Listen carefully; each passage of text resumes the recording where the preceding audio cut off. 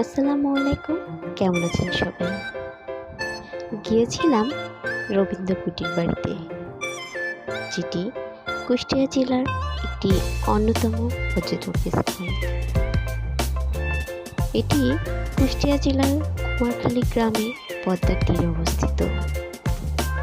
প্রথমেই গেট থেকে ঢোকার আগে দুই পাশের দোকানগুলোকে একটু চোখ বুলিয়ে গেলাম।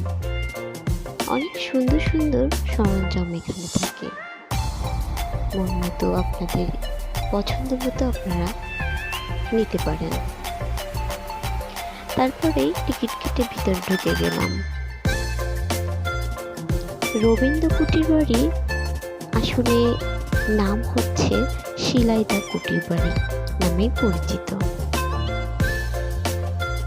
কুষ্টিয়া জেলার এটি একটি এত সুন্দর মনোরম পরিবেশে অবস্থিত যা চোখ জুড়িয়ে যায়।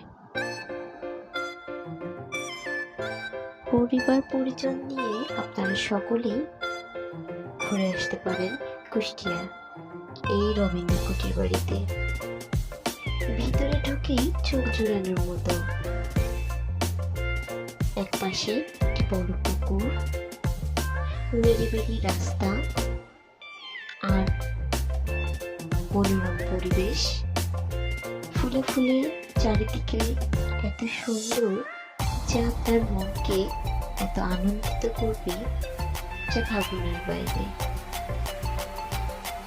পিকনিক স্পট হিসেবে এটি অনেক সুন্দর একটি স্থান।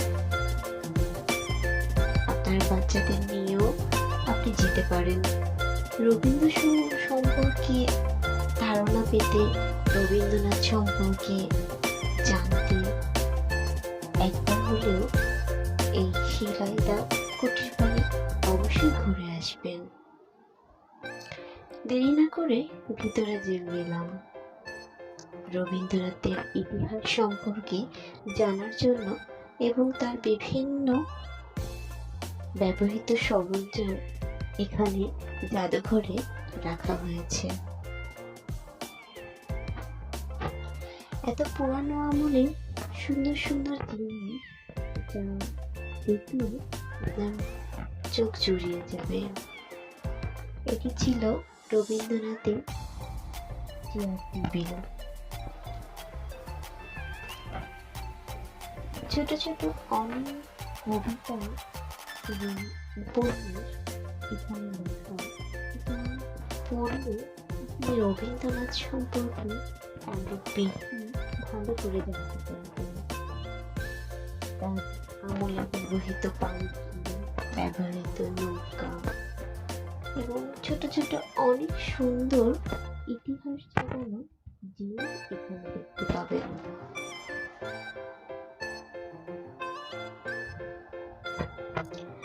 যখনই রবীন্দ্রনাথের কুটির বাড়িতে ঢুকেছি, দূর থেকে এত সুন্দর রবীন্দ্রনাথের গান চালানো, মনে হয় নিজের মনটিকে একদম রবীন্দ্রসঙ্গীতে ভরিয়ে তুলি।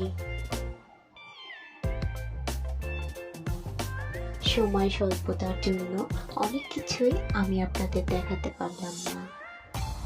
অবশ্যই আপনারা একবার এখানে যেয়ে ঘুরে আসবেন আপনাদের প্রিয়জন পরিবার নিয়ে। ভালো থাকবেন।